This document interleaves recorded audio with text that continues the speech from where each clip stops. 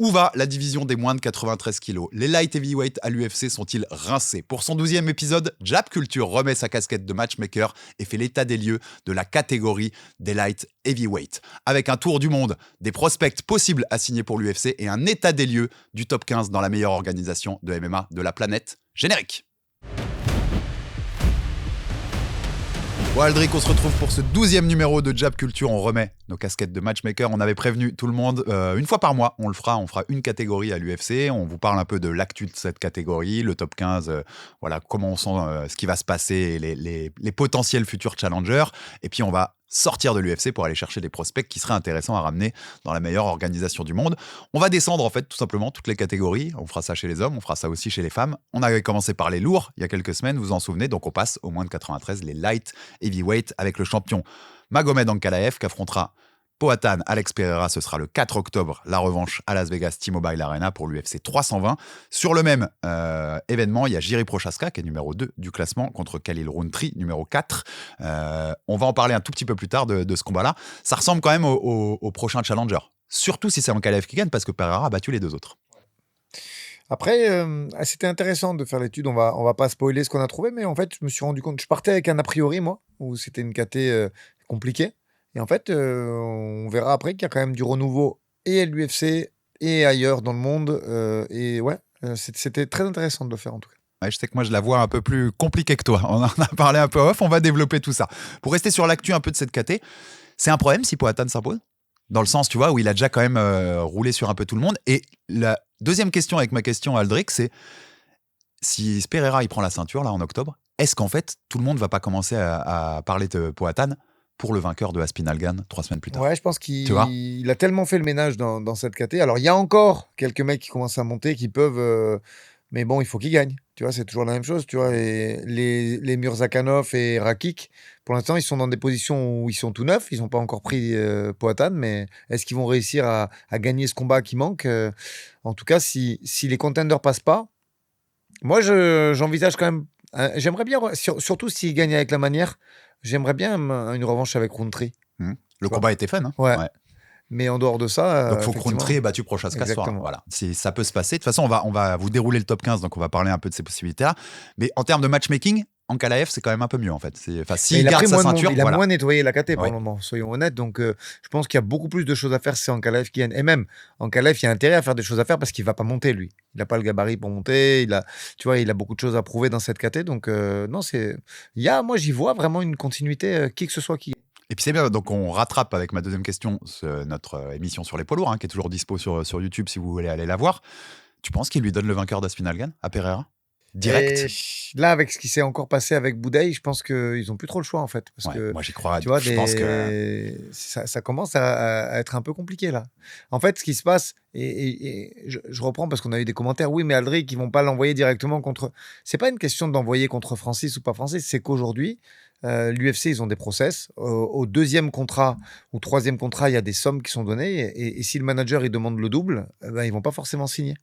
Et quand tu vois que c'est tellement rare les poids lourds que ils sont prêts le PFL par exemple est prêt à mettre un peu plus d'argent que l'UFC. Sur ce coup-là, ils se sont pas alignés. Et c'est pas être devin que de dire ça, mais c'est une réalité. Bouddha, il dit que non, qu'il a demandé, mais en fait, t'as demandé quel argent? Puisqu'en fait, quand tu termines ton contrat, il y a aucune suite. C'est de la renégociation, tu vois. Donc moi, je pense qu'il y a beaucoup de ça aussi. Puis à la limite pour le PFL, c'est un ancien top 15 UFC, même si c'était le bas du top 15. Non, mais tu sais, il y a une petite histoire quand même. Il s'entraîne avec Thomas Pinard. Ouais. Tu vois. Il y a quelque chose, je suis d'accord. Je suis plus ouvert que je l'étais quand tu as proposé la première fois cette supposition. On en parlera. Je ne l'ai pas mis, moi, mais je voulais qu'on en parle avant. Pour moi, Nemkov, il doit apparaître dans cette KT-là. C'est celle-là, sa KT. Alors, j'en ai parlé brièvement parce qu'il est quand même plutôt jeune, mais c'est ça, sa KT. Oui. Puis on rappelle, de toute façon, c'est aussi des KT où, selon les orgas, par exemple, on sait qu'au One, c'est pas les mêmes poids que dans d'autres, tu vois. Donc, parfois, on va mettre des mecs dans des KT alors que c'est pas vraiment la leur s'ils étaient à l'UFC. Moi, et pour finir, je pense vraiment, surtout si Aspinall gagne. Parce que si c'est Gan, peut-être que même que tu fais une revanche contre Aspinall, machin. Si c'est Aspinall qui bat Cyril, à mon avis, il lui donne Poatan. Pour un méga fight. C'est toujours pareil. En fait, c'est un peu la même chose si qu'Ankalaev Poatan et Poatan, tu vois. Cyril, il a fait des belles choses, mais comme il a été un peu moins actif pendant ces derniers mois, les derniers poids lourds, les poids lourds un peu new gen, il les a pas pris. Tu vois, il s'est arrêté à des Lewis. Là, tu as quand même un très gros combat. Il y a Volkov, il y a Jairzinho qui arrive, il y a mince. Walter Acosta. Il y a Walter Acosta. Donc, il y a du monde que Cyril n'a pas pris. Donc, bien sûr que si c'est Cyril qui gagne, déjà, tu as une revanche quasiment d'office. Et ça, puis, t'as raison, c'est plus facile derrière. Ouais. Aspinal, il a déjà repris. Enfin, tu vois, il a déjà fait Pavlovich, Blades, tout ça. C'est plus compliqué. Même Curtis Blades, tu vois, contre Aspinal, ils l'ont déjà fait 2 fois. Cyril, ils ne sont jamais affrontés. Non, je suis d'accord. Donc, il y a pas mal de top 5 que Cyril n'a pas pris. C'est pour ça, en plus, c'est à 3 semaines d'écart, mais Poatan s'impose, Aspinal s'impose. Ça sent en 2026 un méga fight pour les deux, avec la possibilité pour Poatan de devenir triple champion dans 3 catégories, ce qui n'a jamais été fait historiquement. Ça m'ouvre une dernière question d'actu avant qu'on rentre dans le lourd de ce Jab Culture sur les light heavyweight. Khamzat Chimaev, je ne sais pas si tu as vu passer son interview d'il y a quelques jours où il dit « J'ai pas perdu cet espoir de devenir champion dans 3 catégories, moi aussi ». Donc on rappelle, il affronte Dricus du Plessis dans 10 jours maintenant pour la ceinture des middle, des moins de 84. Je vais être clair, je crois plus une seconde qu'il va faire moins de 77. C'est ça, mais en fait, il a sorti le chalumeau, il a envoyé sur tout le monde. Il a envoyé sur Islam, il a envoyé sur Jack Della Maddalena. 77, je peux y aller. 84, je vais la gagner. Moi, j'y 93, crois pas. 77 Non. Il a, même l'UFC, je pense qu'il il s'est très épaissi quand même depuis son dernier combat. Non, je pense que ça, c'est une niette. Et je crois que l'UFC prend pas le risque. Vraiment. Non. Après ce qui s'était passé et tout, ils prennent pas le risque de 77. C'est pareil. Aujourd'hui, en middle, avec les prospects qu'il y a, tu montes pas. Hein. Ou alors tu montes, c'est définitif. Non, mais ou alors, ce que je te disais, donc 77, j'y crois pas. Par contre, 93. Avec un Khamzat qui s'est épaissi. Pas tout de suite. Peut-être il fait une là, t'as vu le nombre de prétendants qu'il y a? Mais Chimaev, Poatan. Si jamais Poatan a pris la ceinture, tu vois, si t'as un truc à faire. Ça peut être fun. Si t'as un truc à faire pour Pereira pour le laisser à moins de 93, c'est ça. Ça, c'est ultra vendeur, Aldric, dans un scénario comme ça. Dans une KT où il y a des Nassourdine, où il y a quand même beaucoup de nouveaux prospects, on l'a dit, tu vois. Complet. De Reader. Pourquoi tu vas faire monter le champion tout de suite? Au contraire, il peut se passer tellement de choses. Elle a jamais. Je réfléchis, hein, mais j'ai pas souvenir qu'elle ait été aussi excitante cette KT. Même à l'époque où il y avait Anderson Silva au top ou au premier run d'Adesanya, j'ai pas souvenir d'avoir eu une KT avec autant de prospects. Complètement d'accord avec toi. Je te dis, tu connais, c'est situationnel sur le UFC. Si quelque chose à un moment se passe et que la situation veut que tu vois Khamzat il s'est trop épaissi ou machin, et t'as la possibilité de faire Chimaev Pereira, ça a de la gueule quand même. Là, c'est un super fight. Je pense que quand même qu'il doit rester dans un poids à peine plus de 90 kilos, parce que sinon tu peux pas. Si t'es vraiment déjà trop épaissi, tu peux pas avoir un Tsarukyan. Et là, on a appris depuis peu, tu as vu, il commence à le mettre tous les deux sur les réseaux, qu'il avait pris partie intégrante à son camp, Arman Tsarukyan. Donc non. Moi, je pense qu'il va rester à 84. Ouais, chez les Fighting Nerds. Il en passe du monde chez les Fighting Nerds. Ça renforce ce que tu disais lundi dans le Eldrick Narby sur le côté. C'est en train de devenir la place centrale d'entraînement au Brésil. Dream Team brésilienne qui se prépare là-bas. Donc, c'est évident. Et peut-être que les gens qui entendront notre Jab Culture là dans 10 jours, ils se moqueront de mes 2 minutes que je viens de faire, puisque DDP aura roulé sur Khamzat ou tu vois, aura gardé sa ceinture et mon scénario s'écroulera total. Ou alors pas d'ailleurs. Chimaev est battu et là, il monte. Possible aussi. Il monte et il se dit je vais faire moins de 93 parce que Poatan a pris la ceinture et tu fais ton super fight. Mais pareil, tu vois, parce que je pense qu'il a des choses à régler dans cette KT, parce que Caio, il a été bavard avec Nassourdine, mais il a été bavard avec Khamzat aussi. Ouais. Donc il y a des comptes je pense qu'il va y avoir des comptes à régler dans cette KT. Voilà, c'était le côté un peu actu autour des moins de 93 et des possibilités, on va dire, dans les mois à venir pour cette catégorie-là. On passe à notre analyse donc de l'AKT avant de passer ensuite dans la deuxième partie au prospect qu'on peut aller chercher pour l'UFC. Ce top 15, Aldric, et je vais commencer par un peu la même analyse qu'on avait faite sur les poids lourds. Est-ce qu'on a un problème ? Est-ce qu'on a un problème de non-renouvellement et de pas assez de prospects dans ce top 15 UFC ? Là, pour l'instant, on reste dans celui-là. Si on se cantonne qu'au top 15, il est extrêmement vieillissant. Il y a un seul mec de 30 ans ou moins dans cette catégorie-là. Il est numéro 14, Zhang Mingyang. Il y a 26 ans. Ouais. Qui a 26 ans. C'est le seul. C'est le seul. Alors, c'est des catés à maturation plus tardive, on est comme chez les lourds où tu peux devenir champion plus tard, mais est-ce qu'on a un petit problème quand même ? Oui, clairement, parce que tu dis c'est une KT à maturation plus tardive. Ok, mais tu as quand même la plupart des mecs qui ont la quarantaine même, tu vois ? Ou qui s'en approchent. Oui. Ouais. C'est compliqué. Et... Blachowicz, 42, tu vois, donc non, c'est des KT. Là, le top 15, il est extrêmement vieillissant, n'ayons pas peur de le dire. Moi, la première analyse que j'en ai fait, quand j'ai vraiment analysé tout mon top 15, où en est chaque mec, l'âge, sur quelle série il est et tout, l'expression qu'on avait utilisée pour les lourds, je l'ai quasiment utilisée. Hein. Elle est rincée. À l'UFC, en tout cas, à l'heure où on parle, cette KT, elle est un peu rincée. Et quand en plus, t'as un mec comme Pereira qui peut potentiellement reprendre la ceinture et qui a déjà nettoyé les mecs qui sont intéressants pour lui, ça complique la donne beaucoup. T'enlèves Blachowicz, ils ont quasiment tous 35 ans. Alors, ok, la maturité est tardive, mais là, on parle de 35 ans. 35 ans, ça veut dire un run. En gros, hein, ça veut dire il te reste un run, allez, peut-être 2. Tout ça pour dire que, surtout qu'en plus, on est quand même sur des mecs, l'âge, c'est 35 ans, c'est pas très vieux au final. Mais quand tu le relativises à ton degré d'activité dans la catégorie ou le nombre de combats que tu as. Pour ça que j'aime bien, encore une fois, on n'a aucun partenariat avec eux, mais Fight Matrix, j'aime bien parce qu'ils te créent un âge de combat en fonction du nombre de fights que tu as fait. Et 35 ans, si tu as 10 combats, c'est pas vieux. Tu vois, j'en ai un même dans mon top 15 qui a 36, mais qui est plus intéressant que d'autres. Parce que le run dans lequel il est, le nombre de combats qu'il a. Et le nombre de combats que tu as dans sa globalité, le nombre de coups que tu as pris, tu vois. Un mec comme Rountree, il a 35 ans, mais tu as vu les guerres qu'il a fait. Alors, il lui en reste, lui, je suis persuadé qu'il lui reste qu'un seul run. Ouais, complètement. Et il est dedans, là. Il affronte Prochaska, on en a parlé. Avec le degré d'intensité qu'il met dans ses fights et tout, je pense qu'au bout d'un moment, ça va lâcher ces guerres-là, tu vois. C'est ça, en fait. Même Jiri, il a 32, Jiri, je crois, mais c'est des combats engagés. C'est des guerres à chaque fois qu'ils font. C'est pas des mecs avec un fight IQ très développé et une responsabilité défensive hyper élevée. Donc, c'est quand même des mecs qui prennent beaucoup de coups. Donc on redéroule ce top 15, puis on va parler de chaque mec et de dire est-ce qu'il y a vraiment un avenir, est-ce qu'ils peuvent faire un run ou un dernier run, tu vois, vers une possibilité d'être challenger, voire champion. Donc le champion tout en haut, Magomed Ankalaev, 33 ans, le numéro 1 du classement, on en a déjà parlé, donc Alex Pereira, 38. Voilà, Pereira, il est différent de tous les autres. C'est une superstar. Il a nettoyé un peu la KT avant. Il y a possibilité de monter en lourd.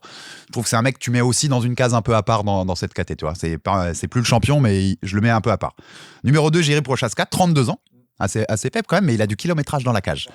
Il est sur 2 défaites sur ses 4 derniers, mais les 2 fois, c'est Poatan. Il va faire son 38e combat pro, quand même. Voilà. Donc, tu vois, c'est des mecs, c'est quand même compliqué de le voir très, très, très, très longtemps encore être au plus haut niveau. Il y a un moment où ça peut entamer la chute un peu, non, Aldric ? Je suis d'accord.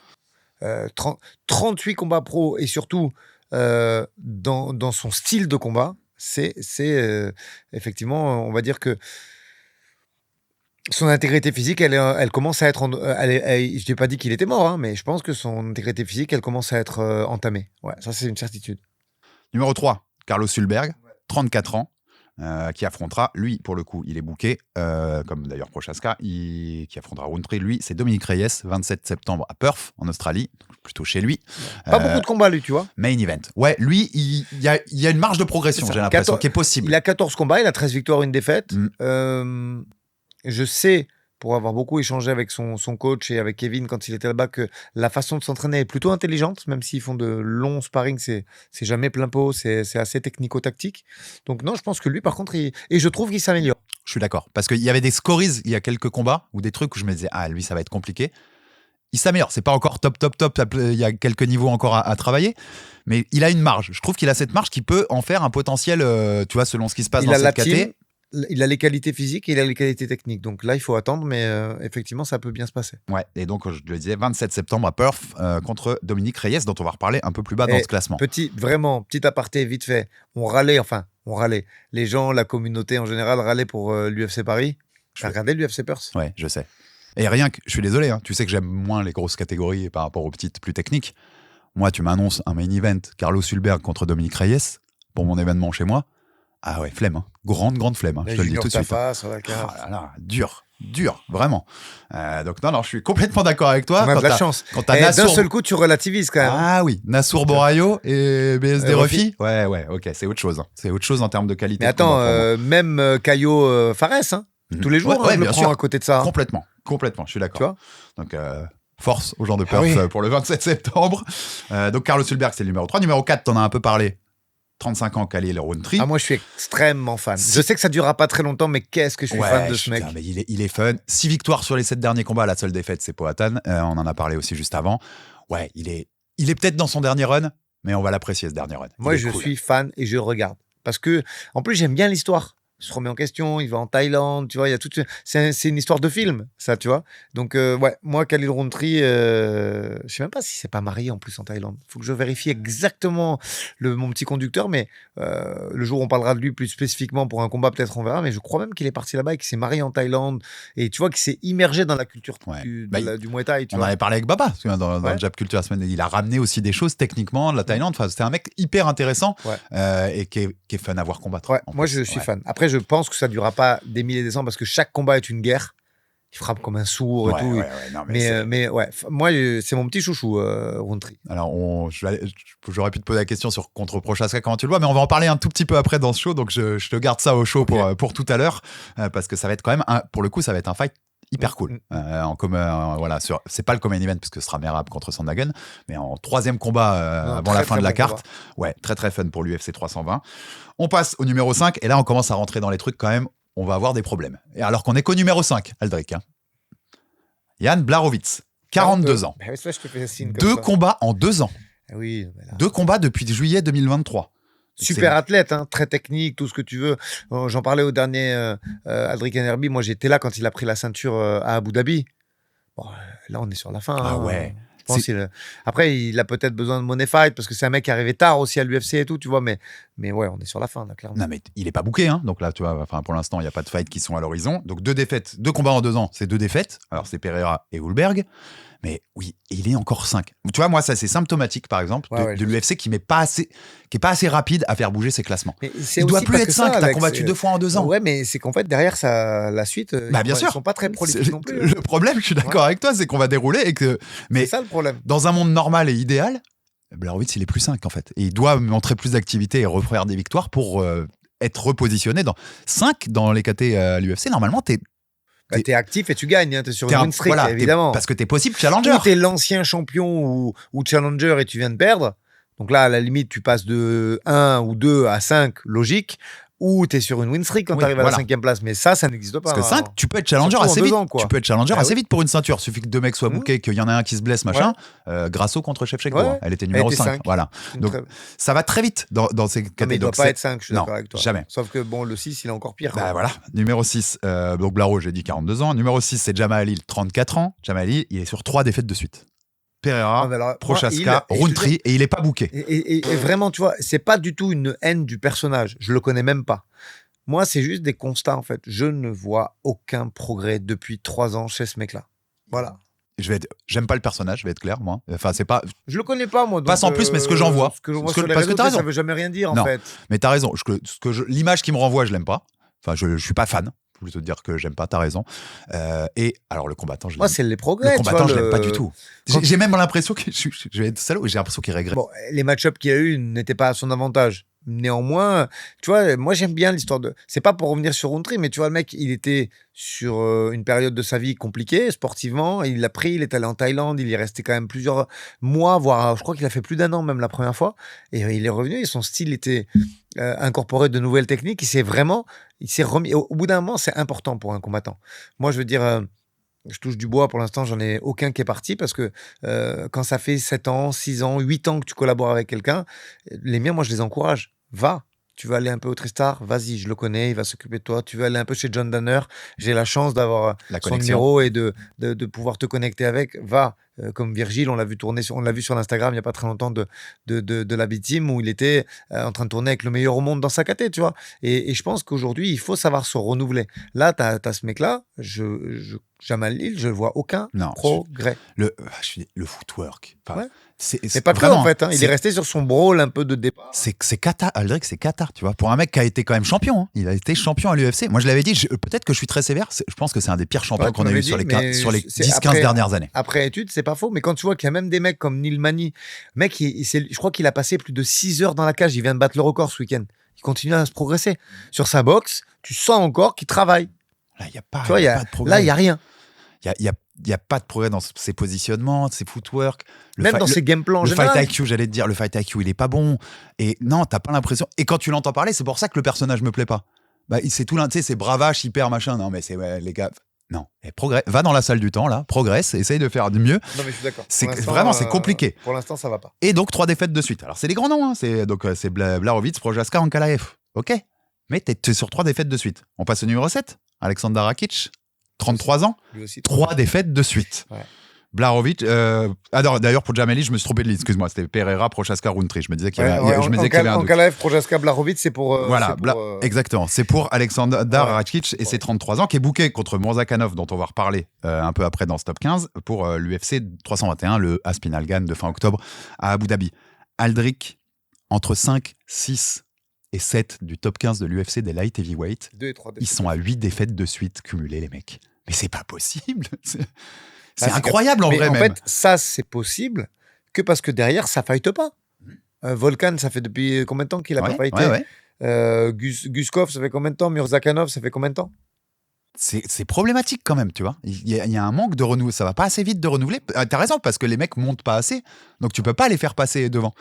Mais là, waouh. Parce que qu'est-ce que tu fais en fait? Une fois que t'es sorti de Prochaska, Hulberg, Rountree, qui sont clairement, tu vois, des mecs qui peuvent être challengers pour le titre et qui l'ont mérité avec ce qu'ils font. Mais derrière, tu mets le seul qui est un peu derrière, tu mets actif, c'est qui, Reyes. mec? D'ailleurs, Qui va arriver juste derrière. Il a mérité son prochain combat parce que il est un petit peu actif, tu vois. Oui, Mais il part de loin, lui. Et tu vois, le vainqueur contre Hulberg, eh ben, il aura C'est voix ça. au chapitre à pouvoir Mais être ils un l'ont challenger. récompensé, tu vois. Ils l'ont récompensé. Du 8, il peut sauter 3 cases, lui. Ouais. Il bat Hulberg, il saute 3 cases. Totalement. Parce que c'est le seul qui mérite d'être récompensé aussi. Comme Regarde, sans comme être, Prochaska et Rountree. Mais tu vois, 5, 6, 7, ça mérite rien du tout. Volkan, depuis novembre 2024, il a pas fighté et il perd contre Hulberg. Donc, tu vois, j'ai pas été méchant quand je dis à l'UFC en tout cas. Oui. Elle est rincée. C'est compliqué. Elle est très, très, très compliquée, sortie du tout haut du panier, quoi. Numéro 8, tu viens de le citer, c'est Dominique Reyes, 35 ans. 3 victoires de rang, Dustin Jacoby, Anthony Smith et Nikita Krylov. Donc il l'a mérité, on l'a dit, hein, il va affronter Hulberg le 27 septembre à Perth. Il était avant ces 3 victoires sur 4 défaites de suite, y compris le title shot contre John Jones de février 2020 où si les juges avaient été très différents, je sais qu'on est d'accord là-dessus, c'est pas John Jones qui repartait avec la ceinture ce soir-là. Il a mérité de revenir dans la conversation. Et en vrai, tu sais quoi, ce mec-là, je l'aurais déjà mis 5. Je l'aurais déjà fait passer Blachowicz, Jamal Hill, tu vois, et Rakic. C'est bon. Ça aurait hypé le combat, mais bon, tu sais même pas pourquoi. Il est actif, tu vois, il est actif, oui, il a mérité ça. Par contre, dernier run quand même, Aldric. Non, 35 ans, il a quand même du kilométrage lui, aussi. Il a fait des guerres aussi. Hein. Tu vois, ça fait 5 ans, plus de 5 ans son premier title shot. Ce serait cool pour l'histoire qu'il en ait un autre, mais je le vois pas aller beaucoup plus loin qu'un run. C'est pour ça que je te disais, il y a le 35 ans, comme un peu Hulberg, où ils peuvent en faire encore facile 2 des runs. Et là, je pense le 35 ans où c'est le dernier. Ouais, complètement. On passe à un autre mec qui a 35 ans, numéro 9, Volkan Ozdemir, t'en parlais jusque-là. Plus d'un an qu'il a pas. 2 défaites sur les 4 derniers combats, des défaites contre Krylov et Hulberg, donc là, son dernier combat contre Hulberg, et des victoires sur Guskov et Walker. Il n'est pas booké pour l'instant. Volkan, et tu sais qu'on aime beaucoup Volkan, en plus, il est francophone. Moi, il est passé souvent sur le plateau à RMC. Mec super sympa. Je pense que c'est un peu sa limite quand même, gatekeeper du top 10. Tu vois. Il est monté assez vite, assez haut quand il est arrivé à l'UFC. Maintenant, dans la situation actuelle, à l'âge qu'il a, sur le run où il est, ces places-là, pour moi, Volkan, il est à peu près à sa bonne place, j'ai l'impression. Tu vois. C'est pas faux. Mais je pense qu'il pourrait battre, tu vois, un Jamali. Ouais, par contre, tu vois. Complet. T'as raison. Je le ferais peut-être passer plus haut dans ces cas-là. Je pense que tu peux en faire avec le bon match-up, t'en fais un gatekeeper du top 5. Ouais, gatekeeper plus 7-6. Plus que ça, plus compliqué pour le moment. Après, on sait qu'il s'entraînait beaucoup au All-Star et que maintenant il n'y a plus Khamzat. Donc, je sais pas de quelle façon comment il fait ses entraînements maintenant. Quand on en avait parlé à l'époque, il allait encore au All-Star. Mais c'était l'époque où il y avait même Omar Sy qui y allait. Aujourd'hui, je sais pas. Non, on va lui poser la question. Pareil, j'ai pas la. Mais t'as raison, parce que si t'enlèves Blaro, qui ne mériterait plus d'être là et qui a 42 ans, qui est vraiment à la fin. Et je pense en effet qu'il peut battre Jamal Hill. Ouais, c'est plus 7e, 6e et gatekeeper du top 5. Par contre, plus haut, ça paraît. C'est pas mal déjà. Ah bah oui, c'est bien. Attends, c'est bien. T'es au plus haut niveau du monde du MMA, donc il n'y a pas de souci, c'est bien. Et on arrive à un mec qui est un des premiers intéressants. Après, sorti du top 3-4 là, pour moi. Bogdan Guskov, 32 ans, 4 victoires de suite. Un seul vrai test pour moi, c'est Krylov, quand même. Pas booké pour l'instant. Mais bon, tu te dis, il y a possiblement quelque chose à faire. Enfin, je sais pas jusqu'où il peut monter, mais il peut monter. Qu'est-ce que t'en penses? Ouais, puis en plus, il met du volume pour la division. Non. C'est un mec à surveiller. Relativement grand pour la KT, il est à 6'3". Des débuts à l'UFC depuis 2023, donc ça grimpe tranquillement. Non. Je suis d'accord. Il va falloir un test et je pense qu'il y a des noms qu'on a cités jusque-là qui passent pas Guskov, tu vois, ou en tout cas ou l'inverse, c'est Guskov il les passe quoi. Donc à voir jusqu'où ça montera, mais je pense qu'il est plus haut que 10 à terme. Nettement, peut-être pas nettement, mais il est plus haut que 10, c'est évident. Numéro 11, 36 ans, mais un cas différent de certains qu'on a dit de ce âge-là. Azamat Murzakanov, on en a parlé, c'est booké contre Rakic pour l'UFC 321. 36 ans, je le disais, 15-0, dont 5-0 à l'UFC. Ouais. Des victoires notamment contre Branson Ribeiro et Alonso Menifield. C'est deux adversaires qu'on connaît bien avec Moi, Omar Sy. contre Menifield, il m'a impressionné quand même, parce qu'on a vu quand même qu'il est solide contre Omar, et il l'a mis KO Murza. Donc, Ouais, pas je mauvais, pense, lui. Hein. tu vois, 36 ans, mais je pense qu'il y a un run à faire. Il y a un run à faire, et je vais te dire, pourtant, je l'aime bien Rakic. Je pense que ça passe Rakic. Oui. Après, il combat. En fait, pour le moment, Murzakanov, le problème, c'est qu'il combat qu'une fois par an.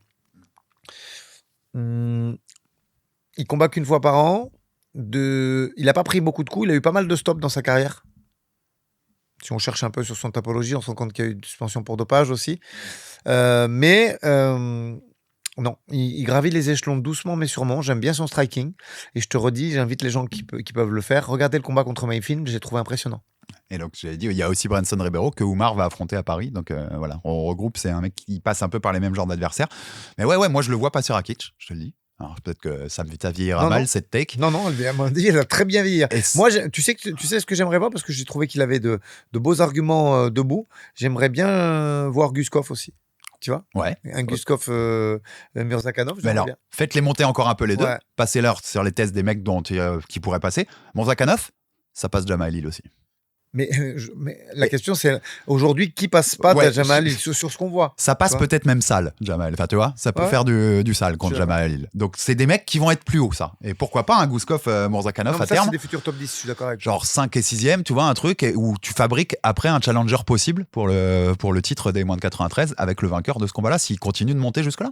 Ouais. Ça peut ressembler à ça. Non, je te suis là-dessus. Tu vois, il faut attendre quand même 10-11 sorties du truc pour avoir des mecs qui nous intéressent un peu plus sur un possible run d'avenir, entre guillemets. Numéro 12, Nikita Krylov, 2 défaites de suite, Guskov et Reyes, qui n'est pas booké, 33 ans. Krylov, ça a des limites, quoi.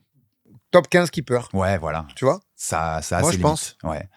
Ça montera pas beaucoup plus haut, sauf situationnellement, tu vois, mais... Top 15 keeper, un mec solide. Ça va pas dans le top 10, quoi. Voilà, debout, solide, qui est un petit peu difficile à amener au sol. Voilà, qui fait son combat, tu sais que tu vas devoir aller chercher des compétences pour le battre. Je trouve que ça lui va bien, un top 15. Gardien du top 15, c'est très bien. Numéro 13, Johnny Walker, 33 ans, 2 défaites de suite. Ozdemir. Et combien de fois depuis le début de ce top Aldric, j'ai dit alors lui, le pauvre... X défaites de suite. Ozdemir et Ankalaev. Je dis le pauvre parce que lui, il a fait le taf. Il a vraiment essayé de se renouveler. On a dû faire plein de gym. Il est passé par le SBG en Irlande. Je ne sais même pas s'il n'est pas passé au Tristar aussi. Mais voilà, lui, il l'a fait. Après, est-ce qu'il l'a fait avec discipline et volonté et travail? Ça, c'est un autre... Il a l'air un peu fantasque quand même. Voilà. Ouais. Mais s'il y a bien un mec là-dessus où on peut dire c'est du gâchis, c'est peut-être lui. Parce que physique, ça fait un paquet de temps qu'il y a à l'UFC. Oui, je crois qu'il a fait ses débuts en 2018. Il peut nous surprendre, tu crois, Walker? Il peut faire un run, se rapprocher un peu plus top 10 et tout? Moi, j'ai du mal à spéculer sur un mec qui est pas super sérieux et qui est, tu vois, donc je sais pas. Il est difficile à cerner. Et puis là, tu as quand même, donc, dans les 2 défaites de suite, il y a Ankalaev, il y a Ozdemir aussi, mais Ankalaev, voilà, c'est le champion, donc tu vois.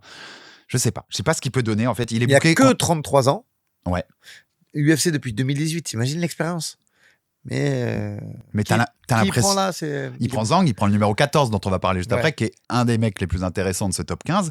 Le 23 août, c'est le main event à Shanghai, où le co-main event, c'est Ortega Sterling. Pour le coup, voilà, c'est une belle petite carte pour nos amis à Shanghai. 23 août, donc c'est très bientôt que ça va se passer. Et ça nous fait passer au numéro 14, qu'il affrontera donc Zhang Mingyang. 26 ans. C'est le premier donc qu'on trouve en dessous de 30 ans ou à 30 ans ou moins dans ce top 15 de l'UFC. 19-6, donc dont 3-0 à l'UFC. Brandon Ribeiro, dont on a parlé tout à l'heure et qui affrontera Oumar à Paris. Ozzy Diaz, qui pour la petite anecdote affrontera Ateba Gauthier à l'UFC 320 début octobre en middleweight, notre terreur camerounaise. Le pauvre Ozzy Diaz. Ça peut faire mal. Et Anthony Smith, sa 3e victoire. Donc là, avec Johnny Walker, le 23 août, Zhang, il passe un premier test quand même, Aldric, tu vois. Attends, parce que KO Branson Ribeiro, KO 1 et Anthony Smith, KO 1. Que des finishes au premier round. C'est vrai que tu as raison, c'est noté sur mes. Je ne l'ai pas précisé. Que des finishes au premier round. 26 ans, ça commence à être très intéressant. S'il fait KO 1 sur Walker, la Chine, elle a sa future star. Ouais, je suis d'accord. Tu vois, là, on a un vrai prospect à potentiel et tu vois, qui peut même avoir des défaites, qui pourra reprendre et faire des runs. Là, on a un mec intéressant. 26 ans, ça frappe dur. Hein. Ouais. Moi, j'aime bien. Je suis assez d'accord. Et j'aimerais bien. Et je pense qu'il va passer Walker. Donc après, c'est juste la marche au-dessus. Walker, j'ai envie de te le mettre un petit peu pire. Hein.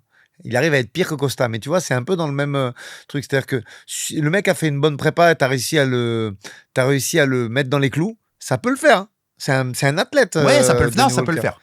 Mais s'il est fantasque, lui, il frappe tellement lourd que t'as pas le droit à l'erreur, quoi. Non. Et puis à la limite, si Walker le bat, je te dis, c'est pas grave. Il a le temps, il a 26 ans, il peut continuer à Surtout là, progresser. t'inquiète pas, ils vont pas le release l'UFC. Même s'il fait un 2-2, Non. lui, il est pas français. Hein. Il est main event à Shanghai déjà. Et je te dis, aujourd'hui, la puissance de ce marché, ne t'inquiète pas, ils vont pas le release. Ouais, bien sûr. Je pense que même avec un 1-3, il le garde. Ouais, je suis complètement d'accord avec toi et je pense qu'ils font de désespoir sur ce gars-là, vu son âge, vu son potentiel, vu comment il a la foot, comme tu disais, dans les points aussi.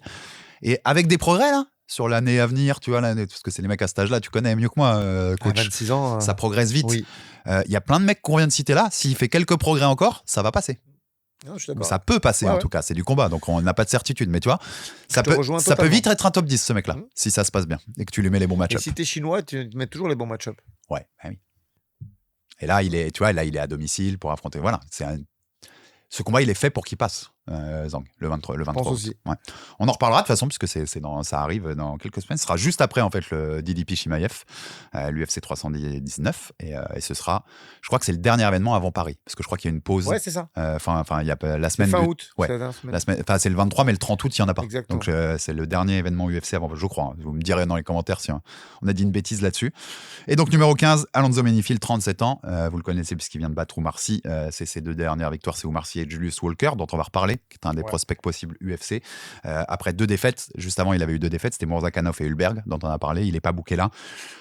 Menifield, c'est ça. Hein. Là, c'est aussi un gatekeeper top 15. On est sur la fin, c'est le gatekeeper du top 15. Ouais, complètement. C'est même lui. Il a la pancarte, quoi. Tu vois, ça montera pas plus haut. Il fera pas de run vers le titre. Bah non. C'est Menifield. Par contre, c'est des oppositions bien pour des petits mecs qui montent. Par contre, il est solide. Il reste dur à amener au sol. Debout, ça cogne, tu vois. Donc, tu passes ces mecs-là, tu as peut-être ton mot à dire pour aller plus loin. Mais faut pas désespérer pour Oumar. Je pense qu'Oumar, il le repassera, ce test, ou un autre, mais équivalent. Mais je pense qu'il a le niveau pour le faire. Il faut peut-être être plus discipliné et mettre plus d'intensité la prochaine fois. Mais je pense qu'Oumar Sy peut le faire. Parce qu'on va passer, on a fini ce top 15, Aldric, et on va conclure sur l'UFC avec, j'ai pris le top 20 UFC de Fight Matrix. Ok. Donc le classement Fight Matrix, donc les mecs aussi qui sont pas dans le top. D'ailleurs, il n'y a pas toujours les mecs du top 15 dans le top 20 Fight Matrix. Ouais. Enfin, tu vois, c'est pas les mêmes classements. Mais donc ça nous permet d'ouvrir sur des mecs à se demander est-ce qu'ils ont un avenir possible aussi dans cette caté. Il y en a un, on va le voir à Paris. Il y en a 2 qu'on va voir à Paris d'ailleurs. Mais Modestas Bukauskas. L'ancien champion du Cage Warrior, ouais. 31 ans. 18-6, 6-4 à l'UFC, donc qui affrontera Paul Craig, qui lui a 37 ans. On connaît Paul Craig, ça fait longtemps qu'il est dans ce circuit-là. Ils sont 11e et 12e du top 20 UFC Fight Matrix. Donc ce sera le 6 septembre à Paris, on va le voir pour tous ceux qui seront à l'UFC Paris. C'est des mecs. Bon, Paul Craig, non. Enfin, Paul Craig, c'est sur la fin. Enfin, Paul Craig. Mais je pense que c'est un bon test. C'est bon test pour tous les jeunes qui sont là. Ouais. Mais Bukauskas, ça peut monter, ça peut faire quelque chose. Il est bon son run, hein. Il est à 5-1 à l'UFC. 6-4, moi, j'ai. Pour Bukauskas. Je peux me planter. J'ai 6 que j'avais. Il a fait 5-1. J'avais 6-4. Je vais vérifier pendant. On va vérifier. Je revérifierai après. Avec un 18-6 de record global. Ça m'a l'air. Je vais vérifier ça, mais si c'est le cas, c'est pas mal, tu vois. Ouais. Et effectivement, il est devant Oumar. Avec 4 défaites à l'UFC, je suis pas sûr qu'il soit devant Oumar. Je vais vérifier vite fait. Mais en tout cas, mec solide. Qui est anglais, qui a été champion du... Enfin, je crois que c'est un anglo-lituanien. Lituanien, mais d'origine, enfin, qui s'entraîne et qui vit en Angleterre aujourd'hui. Et voilà, très, très bon match-up, très bon test. Et s'il passe, à mon avis, il est pas loin du top 15. Hein. Oui, ça je le reconnais. Ouais, ça, c'est sûr, parce que Paul Craig, ça reste un nom. C'est un nom qui parle. Comme tu dis, c'est hyper solide, même à 37 ans. Donc, possibilité en effet, tu rentres dans ce top 15 grâce à une victoire à Paris. C'est pas le combat qu'on attend le plus à Paris, Aldric, je vais pas te mentir. Non, mais c'est un bon combat. Mais comme on parle de cette caté, on s'y intéresse. Ouais, voilà, c'est le combat de juste en dessous du top 15 et ça arrive possiblement. Et on arrive sur le 13e de ce top 20 UFC Fight Matrix. Eh ben, c'est Oumar Sy. Ouais. Eh ben, c'est Oumar Sy, qui a 29 ans, on rappelle Oumar. Et donc, si vous écoutez bien ce que je dis depuis tout à l'heure, le classement UFC, d'ailleurs, on avait dit pareil pour Fares, c'est moins de 70 quasiment. Le classement UFC des 30 ans ou moins en light heavyweight, bah Oumar Sy, il est 2e, Aldric. Il est 2e de ce classement-là, si tu reprends le classement Fight Matrix. Et je pense même le classement UFC global. Alors, c'est fou, en fait, quand il pense. Petite juste aparté pour finir avec Bukauskas. En fait, on avait raison tous les deux. Toi, tu as pris son global, mais il faut savoir qu'il a fait un premier run Ah, t'es sur le dernier run. Ouais, exactement. Okay. Voilà. Il a 5-1 sur son dernier run. Et sur le global, si on prend les 2 runs où il a été coté assez vite, je crois, il a été coté au bout de 5 ou 4 combats, il a fait 3 défaites. Donc voilà pourquoi ça équilibre. Donc, mais c'est plus intéressant d'être sur ce run-là. Oui, sur le run, de 5-1. Sur ce nouveau UFC, il a 5-1. J'avais pris la globale, t'as raison. Mais voilà, donc ce run veut dire, tu bats Paul Craig, en effet. 5-1, 6 victoires. S'il fait 6-1 en battant Paul Craig, je pense qu'il fait 15e. Tu vas voir qu'il accroche la 15e. Ça ressemble place. Au top 15. Ouais, ça ressemble à prendre la place de Minifield ou quelque chose comme ça. Ou si Walker a dégagé parce que Zhang l'a battu. Ça ressemble à rentrer là-dedans. C'est sûr. Et donc, oui, Oumar. Tu as raison. Oumar, il a son mot à dire. Il y a quelques noms intéressants. J'en dis pas plus pour moi, mais il y a quelques noms. Là, déjà, l'UFC chez eux, sans aller chercher ailleurs, il y a quelques mecs qui ont entre 26 et 27 ans, en plus de Oumar avec ses 29, qui peuvent évoluer et grossir et se développer en tout cas dans cette caté. Mais Oumar, bien sûr que c'est un espoir. Après, il faut... j'aime bien le discours que, pour ceux qui n'ont pas vu l'interview du Grand Talk de Manon en disant maintenant je me focus sur la manière et pas sur la victoire. Et je pense que j'ai aucun truc à souffler à Oumar, hein. Pas du tout. Hein. Il fait tout seul et je pense qu'il le fait très bien et qu'il est très bien entouré. Mais je pense que c'est juste un peu ça qu'il doit faire maintenant. C'est pas qu'un cliché, t'apprends dans la défaite. Hein.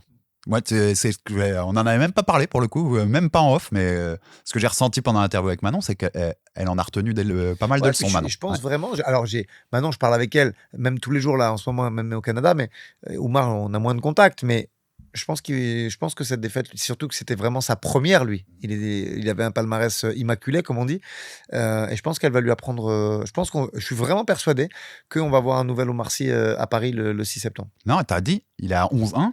Il est assez neuf quand même dans le MMA, tu vois. Ça fait pas si longtemps que ça qu'il est dans ce sport-là. Son intégrité physique, elle est toute neuve. Hein. 29 ans, numéro 2, donc c'est 30 ans ou moins dans ce classement-là à l'UFC. Des progrès, c'est sûr, il va en faire. Jusqu'où ça le mènera, j'en sais rien. Mais Oumar, il a un potentiel. Bien sûr. Tous ceux qui, après la défaite, ont dit, voyez, Oumar, il a un potentiel, les gars. Le résultat au début, et surtout c'est invaincu. Je mets Oumar, Manon dans ce lot, même si Manon elle avait une défaite au tout début de séance. Des fois, tu focuses trop sur le résultat et pas assez sur la manière. Et je pense que l'introspection, elle a du bon. Après une défaite, on apprend toujours et qu'on va revoir quelque chose d'autre contre Ribeiro à Bercy. C'est un peu l'idée, t'as enlevé du poids aussi. T'sais. Ouais, c'est ça. La défaite. Parce que c'est beaucoup c'est une charge mentale importante, le 0. Hein. Attention, regarde Khabib. Je pense qu'il a arrêté aussi pour ça. Parce que ça devait l'user. L'invaincu, tu vois. Le seul qui arrive à jouer avec ça, c'est Floyd, mais il n'y en a qu'un sur la planète. Complet. Et Oumar Sy, il est donc booké, tu l'as dit, à Paris contre Branson Ribeiro, qui lui a 28 ans pour le coup, et qui est numéro 16 du classement dont je parlais. Donc, il a 2-3 à l'UFC sur ce run. Voilà. Mais il est quand même relativement jeune. J'allais dire, ses résultats montent pas pour l'instant, mais 28 ans. Il prend des gros fights quand même à chaque fois. Voilà, c'est des mecs solides qu'il prend en face. Des bons mecs qu'il a pris en face, on l'a cité plusieurs fois même quand on faisait le top 15. Il y a un potentiel. Tu peux progresser à cet âge-là, dans ces catégories-là. Tu peux remonter en haut. C'est un duel de prospects, t'as vu un peu. Oui. C'est un duel de prospects. Il y en a plusieurs là, dans les 20. Qui sont sur une défaite, au moins sur les 2 derniers combats. Ça, c'est jamais très bon, par contre. Ça met de la pression. C'est pas bon, tu vois. Je dis pas que le perdant va être cut, pas du tout. Hein. J'espère pas, en tout cas. Mais ça, c'est jamais très bon. Je suis d'accord. Et ça, quand ils mettent 2 mecs sur une pente plutôt descendante. Ce qui est bien, c'est qu'on sera à Paris pour Omar. C'est une des 4 manches de notre France-Brésil à l'UFC Paris. J'espère de tout mon cœur qu'il va lui rouler dessus, mais c'est solide, c'est un test solide. Ouais, complètement d'accord avec toi. On passe, si je remonte ce petit classement top 20 que je disais, Fight Matrix, Navarro Sterling. 27 ans. Le néo-zélandais, 27 ans, 7-0.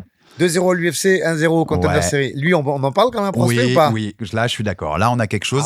Il est booké contre le mec qui vient juste après lui dans le classement, le Brésilien Rodolfo Bellato. Donc, pareil, on fait des duels de petits prospects. Mais c'est pas la même spirale, quand même. Non, Rodolfo Bellato, lui, 29 ans, 12-2-1 en carrière. Ouais, il y a... Dans ce combat-là, tu sens que le vent en poupe et le vent du truc, il est pour Sterling. Bellato, il arrive. Ouais. C'est-à-dire que c'est son premier combat. Ce sera à Perth. Ce sera en Australie, donc du côté de chez Sterling, le 27 septembre. Ce sera son 2e combat à l'UFC. Il se retrouve chez Sterling. C'est pas la même. Non. C'est pas le même conditionnement. Mais Bellato, il est arrivé, il a gagné à l'UFC, il a 1-0 aussi. Hein. Tu vois, mais c'est un combat difficile là. Mais tu vois, combat une nouvelle fois de mecs qui peuvent monter, de mecs qui ont moins de 30 ans, puisque c'est 29 Bellato, 27 Sterling. Le mec qui gagne, il continue d'une progression qui est intéressante pour la suite. Et t'as envie, en fait, après ça, de donner un test à ces mecs-là. Un test à la Paul Craig, tu vois ce que je veux dire, de ces niveaux-là. Ou là, Sterling gagne, il a un test, c'est sûr. Un petit Menifield, par exemple, tu vois. Ouais. Ce genre de truc peut être intéressant pour ça. Donc, c'est booké pour Perth et sur la carte où on a Reyes-Hulberg, pour le coup. Derrière, on redescend. Un autre qui est intéressant. Julius Walker. Ouais, 26 ans. Julius Walker, ouais, je vous en avais parlé parce que Menifield l'a battu. Donc, tu vois, lui, il a déjà eu son test. Pour l'instant, il ne l'a pas passé. Mais 26 ans, à l'américain, il affrontera Rafael Cerquera, qui est un autre possible qui a 35 ans, lui. Donc, c'est plus compliqué. Lui, Cerquera, c'est le 20e de ce truc. Après, Julius Walker, il a 6-1 à l'UFC quand même. Hein. Donc, c'est un beau run Ouais, quand même. ouais. C'est un run qui lui a donné l'opportunité d'avoir Melfield. Il s'est planté. Et ça repart derrière, mais c'est pas mal. C'est ce que je dis. À 26 ans, le run est pas mal déjà. Premier test pas passé, enfin, test un peu plus haut. On repart, mais t'as 26 ans, t'as de la marche, t'as de quoi revenir. La dynamique, elle est pas mauvaise quand même. Hein. 6-1 à l'UFC, la dynamique, elle est pas mauvaise. Et on disait, quand on parlait de Zhang, tu peux perdre quand t'as cet âge-là aussi. Progresse, reprends, reviens au charbon. Et quand tu reviens plus fort, bah, peut-être que tu le passeras la prochaine fois, le test. Et t'as le temps de monter. C'est un mec qui peut faire top 15 assez vite, Julius Walker. Est-ce qu'il t'en reste qu'un seul sur ta liste? Deux. Ouais. Vas-y, dis-moi. Diyar Nurgozei, du Kazakhstan, 28 ans. Alors, 0-1 à l'UFC. Ouais, contre Ribeiro. Ouais, t'as vu, ça se suit les noms. Hein, ouais, c'est assez ouf. Et il est booké contre mon deuxième, que je vais te citer. Il est booké pour Shanghai, 23 août aussi, contre Uran Satibaldiev, du Kyrgyzstan, qui est lui aussi à 0-1 à l'UFC, mais c'était contre Martin Boudey en poids lourd. Lui, c'est l'ancien champion du LFA. Lui, il a pris le short notice en poids lourd pour en signer à l'UFC, mais sa caté, c'est 93. Exactement. Il a été champion au LFA en moins de 80. À voir ce qu'il va faire en Donc, 93. tu vois, je mets son 0-1 à Satibaldiev, pas sur le même plan que le 0-1 de Nurgozai. Ah, je suis d'accord avec toi. Perdre contre Ribeiro, c'est pas. Boudai, c'est fort. Je te l'ai dit quand on faisait la preview et contre Marcus Bouchecha, je te dis c'est fort. Donc, on en a la preuve. Et t'imagines, c'est un vrai poids lourd en plus. C'est pour ça qu'il intéresse le PFL et tout. C'est un homme de 117 kilos.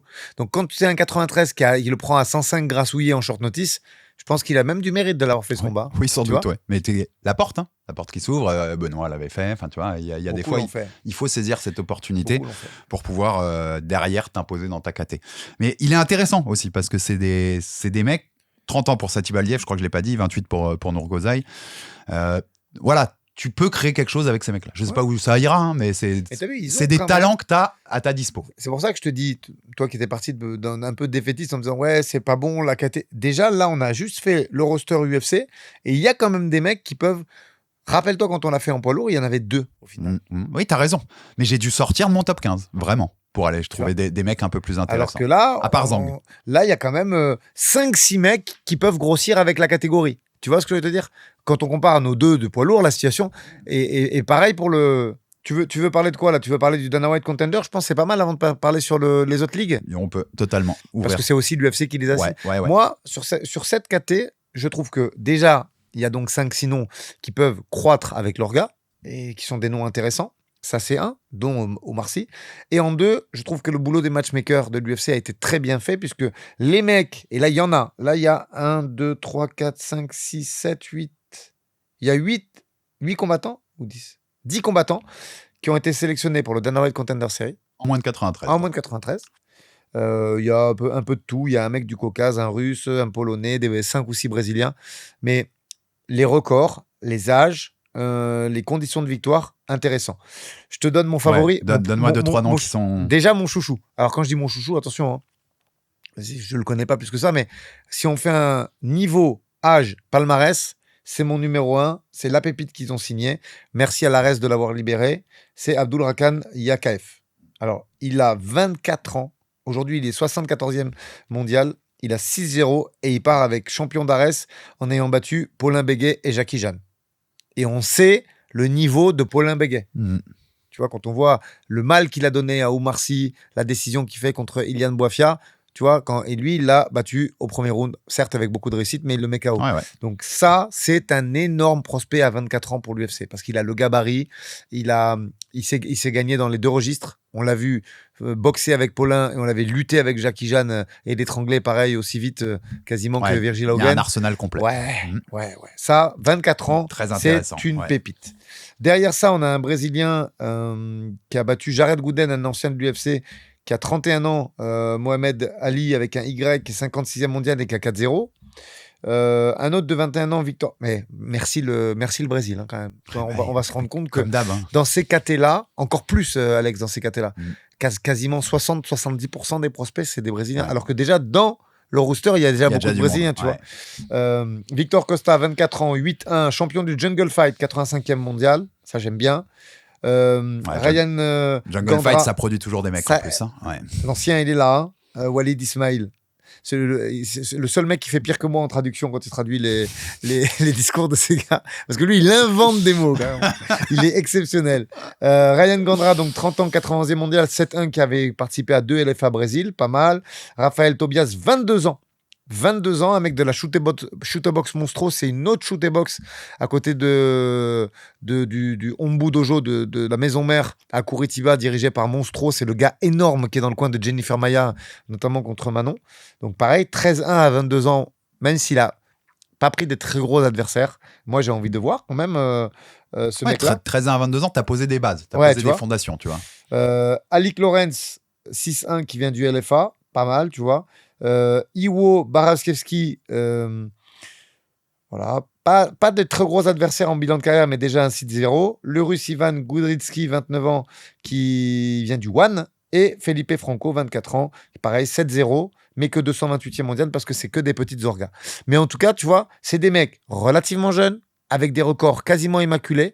Des mecs spectaculaires, des mecs qu'on a vus au Jungle, au LFA, avec du gabarit. Parce qu'en fait, il y a quand même un petit phénomène intéressant quand tu regardes.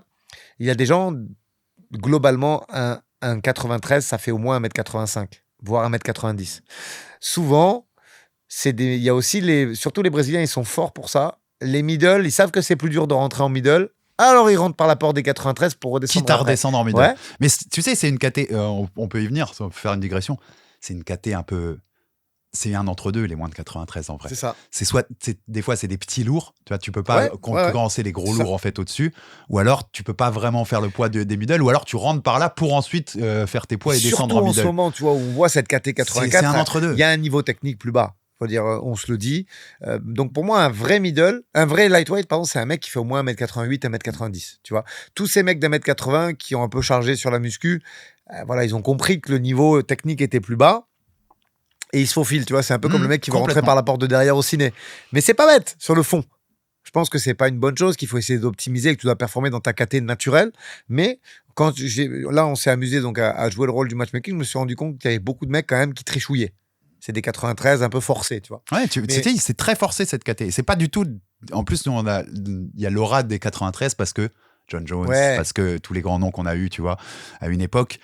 Mais en fait, c'est un vrai entre-deux. C'est ça. Vraiment. Et en général, tu as plutôt le mec vraiment physiquement qui va performer dans cette KT, c'est un mec d'1m90 jusqu'à 2 mètres, musclé, tight, costaud, quoi, tu vois. Mais il y a de tout, tu vois. Dans cette KT, il y a vraiment de tout. Donc, je trouve, voilà, pareil, bravo pour ce qu'on va voir au Dana White Contender. Ça donne envie en plus de le regarder. Je dis pas ça parce que RMC a pris les droits. Là, ils ont pris, au moment où ils l'ont fait, ce qui se faisait de mieux. Je vous ai repéré quelques noms en Europe. Avant de... Oui. On va ouvrir... tu voulais citer les noms en Europe, là J'allais parler du PFL. Non, parce qu'il n'y en a pas beaucoup. On boucle l'UFC, comme ça je vais te reparler de Prochaska Roundtree. Ouais. Et on finit. Mais parenthèse, ça vous prouve en plus la liste que vient de dire Aldric et ce qu'il disait. Les Dana White Contender Series, c'est les mecs du Brésil, du Jungle Fight, les mecs du LFA, les Américains. Et quand on arrive à s'aufiler, donc ça permet de rappeler quand même qu'Ilian Boifia sera le main event du premier épisode des Dana White Contender Series, c'est mardi prochain. Tu seras à Vegas d'ailleurs, et Aldric Enerby de lundi, on peut vous l'annoncer, j'aurai mon Aldric dans la télé. Il sera depuis Las Vegas, donc ce sera cool. On sera vraiment à quelques heures de ce défi pour Ilian. Il y en aura pas tant que ça des chances. Enfin, c'est très rare en fait de les avoir. Et on comprend, je le dis, je le répète depuis très longtemps, l'UFC est une organisation privée qui est très américano-brésilienne. Depuis sa base, elle a été créée par des Américains et des Brésiliens ensemble. Cette société restera de base comme ça. Et nous, on aura toujours plus de mal à rentrer. On aura moins d'opportunités en tout cas. Pas plus de mal, moins d'opportunités. On a des pépites dans le milieu francophone. J'y viendrai à la toute fin du podcast. Néanmoins, ces pépites, elles sont relativement jeunes. Donc, en étant totalement honnête, là, ils ont pris... Allez, si tu as envie d'aller chipoter, il y a quelques Polonais, j'y reviendrai après, qui est intéressant, mais autant il y a des fois où ça me révolte, c'est-à-dire qu'ils donnent là ils ont pris les bons prospects. Ouais.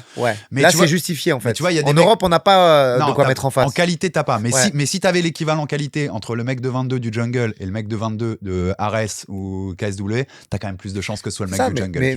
Mais soyons honnêtes, on n'a pas à mettre en face. Je veux dire, aujourd'hui nos stars françaises, j'y reviendrai après, les mecs qui combattent régulièrement, les Paulins, les Bafodé, ils sont plus jeunes en carrière, tu vois. Les records sont moins sympas. Peut-être qu'ils sont aussi moins éduqués. C'est-à-dire que là, il y a 2-3 mecs, les records, ils sont un peu, on va pas dire pipeau parce que c'est un manque de respect, mais tu as compris que Walid Ismail qui les manage, hein. pour la grande majorité. Bon, bah, tu vois, les match-ups sont cousus main, on va dire. Mais c'est vrai qu'en termes de record, on va regarder que sur la France, même au Cage Warrior, hein. Puisque le prospect du Cage Warrior, bah, c'est un Français. On en a déjà parlé, Neil Ariano. Pour l'instant, record, t'as rien à mettre en face. Non, ok, je te suis là-dessus. Et ma dernière réflexion sur l'UFC, elle sera... Et c'est normal parce que c'est un génie. Vous savez que j'aime pas trop le personnage, mais c'était un génie du combat. On n'est pas prêt de voir un mec battre le record de John Jones. Déjà globalement, mais en moins de 93, pour faire ça, à l'âge où il l'a fait, aller conquérir une KT comme ça, où il faut de la maturité physique à 23 piges, on n'est pas prêt de voir ça, Aldric. Je suis d'accord avec toi. Ce record, il va rester pendant... Je ne sais pas si on le verra, ça, de notre vivant. Je te le dis. Et je veux finir sur l'UFC, parce que, vous savez, depuis quelques semaines, Winamax nous accompagne pour le développement de Jab Life et des émissions Aldric Enerby et Jab Culture, bien sûr, Winamax qui vous rembourse votre premier pari en cash si celui-ci est perdant dans la limite de 100 € et qui vous offre un bonus de 10 € supplémentaires en cash avec le code promo Jab10. Les rappels habituels, Aldric, le jeu d'argent est interdit aux moins de 18 ans. On déconne pas avec ça, les jeunes, si vous nous écoutez.